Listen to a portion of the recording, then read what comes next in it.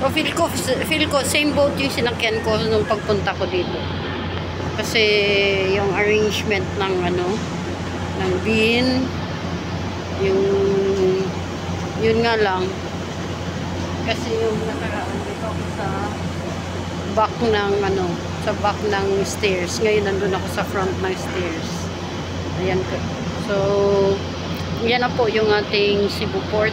Pero yung kanilang passenger terminal nandun pa sa kabila. Actually, sina-shuttle po yung mga passengers from the terminal hanggang dito. Ayan po, nakita nyo yung shuttle bus na naghakot sa amin from the passenger terminal papunta dito sa mga boats po. So, dun kami actually ibinaba sa sa Pier 3 para iset yung aming tapos nag-waiting kami sa passenger terminal dun sa Pier 3.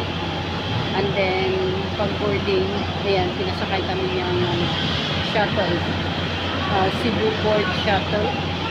Ayan, tapos dinatid kami dito sa designated boats namin. So, ayan. Yan po ang yung sinasakyan ko ngayon, Trans-Asia Shipping. Pero, ibang boat po. Nandito ako sa tapat niya.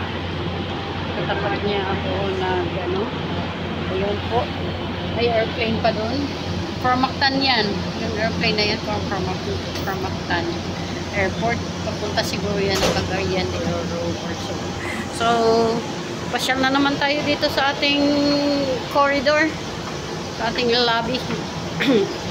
Yan, punta natin yung ating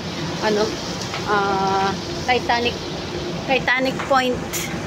Yan, pero dito siya, bawal po ang mga passengers. Yan po, for lang po, employees lang po. So dito po yung CR and private rooms, cabin. So, dito tayo po, mag-video lang tayo dito. Yan po yung ating mga machines. The Titanic area. Titanic point of the boat.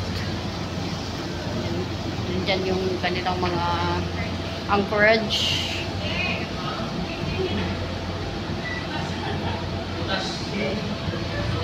Ito, for the machine and equipment nila ay yung motor nila sa ilalim. So, ayan po. Meron silang exhaust fan para sa mga trabahante sa baba. So, ayan o. Umiihi ang barko. Ayun po yung doon Mactan area na siguro yun doon sa area yun. Hindi ko masyado kabisado ang north at south dito sa area to. Kung naka-face ba ako ngayon sa north or naka-face ba ako sa south, yan ang problema natin, yung directionary. Yan po.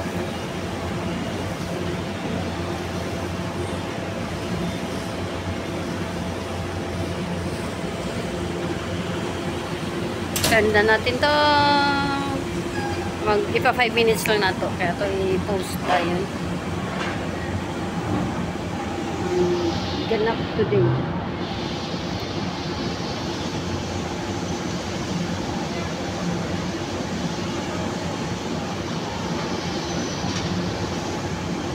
Yan ang ating ganap today. Of course, busy pa yung mga payloader to load ng ano dyan. Hahanapin ko muna pala yung aking nasaan na yun, si Porter. Pakahanapin ako niya doon sa aking room. Nandito ako sa labas. Kasi mag-load tayo, mag-upload tayo ng video today. Ang ating ganap today special.